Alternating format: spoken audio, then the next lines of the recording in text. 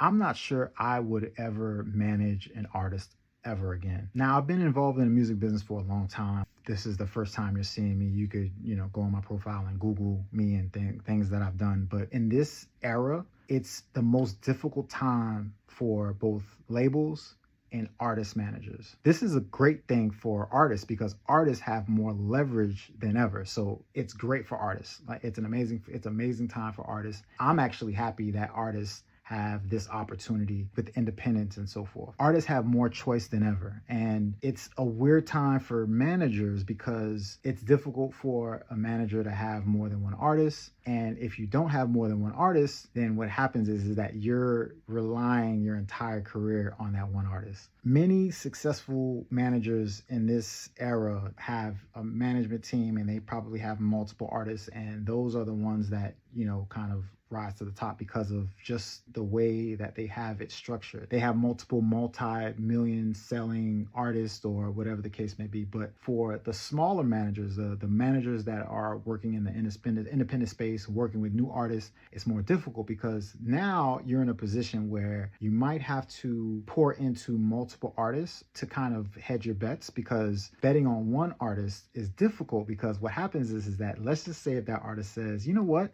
I want to take a year off. Obviously, this is a choice that a lot of artists make or whatever the case may be, but it's at a disadvantage to artist managers. Now, when we talk about labels, now this is a whole nother scenario because for me, I had a situation where I had artists signed to our label. We had distribution deals and so forth. I made the decision in 2023 that I was going to revert all of the masters that we had ownership in via artists that were previously signed to us back to the artist. So in 2023, we started completely from scratch. We didn't own any outside masters from another artist. So our strategy now today is that we produce music in-house and we release it through our collective Vince Valholla Empire or in other either collectives or brands. And we focus on collaboration. So collaboration is how we're going to take our label to the next level. So I don't really have a need to actually sign an artist or manage an artist because management in this era it's more risky today for an artist manager than it ever has been, because obviously, like I said, it goes back to the artist having more leverage. And again, this is a great thing for artists. I think a lot of people forget that there's independent label owners that are like me that actually pour into artists and are good to artists. It's a lot of flack that labels get, but there are good people behind some of these companies, and it really is devastating when you have a situation where you have to rely on, because when you back an artist, you're technically putting resources, time, and effort behind a particular artist, and those with the heart to actually manage one or two artists, like you're relying technically on those artists to go. And what happens when the manager that manages a successful artist, could build them from the ground up, gets to a point where, okay, now they want another manager and it's not enough space for you. In this era, in the streaming era, it's like people behind the scenes have to have some kind of stake in the game, meaning they have to have ownership. I've seen there's a lot of different companies out there that are managing artists and they are focusing on one artist, but they actually share ownership in the music that they put out. That's the way. Like, if it's not that way, then it's like it's kind of impossible for a manager to invest their time, resources, and really kind of pour into an artist. So for me personally, like, I don't see a world that I would manage an artist in this day and age. I mean, and again, this is me personally, because when I came in the game not wanting to be an artist manager, but I ended up having to do it for necessity because of the artists that I was working with. They needed representation. Over my time as an artist manager and a manager of producers, I would say that I've done a pretty good job with the artists that I've worked with. So it's just now I'm focused on the legacy that I'm going to keep within the company that I started and making sure that we have our name in the rafters once it's all said and done. And the only way for me to do that is if the label is producing the music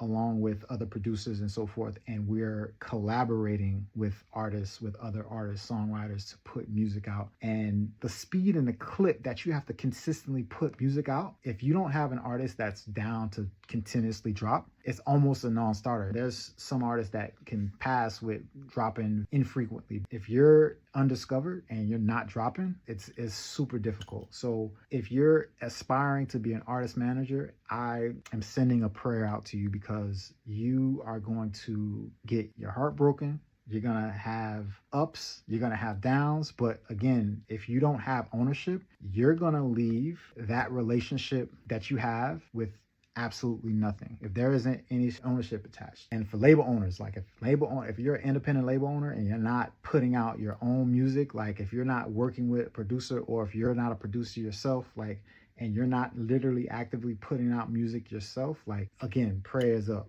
Because signing a bunch of artists and just seeing what works and doing licensing deals, it's like when a company comes to you and potentially wants to partner with you, allow you an opportunity to sell your company. If you don't own anything, you don't own anything. That's just my take. And that's why I'm no longer managing artists. I love being a label owner, and I love working with artists. I love collaborating with artists. So I still love that part. It's just the business now isn't in our favor, and that is a good thing. That's a great thing for artists. So I'm happy that that's the case, and it's forcing people like me that own labels that are also creative to think out the box on how we're going to sustain our businesses. And we've done a great job doing that. Once we did the reversion of masters to the artists, like it ended up being a great situation for everybody. So it's like, I'm excited to see what we do next. And if you are randomly coming into this video and you want to know more about what we're doing, just stay tuned.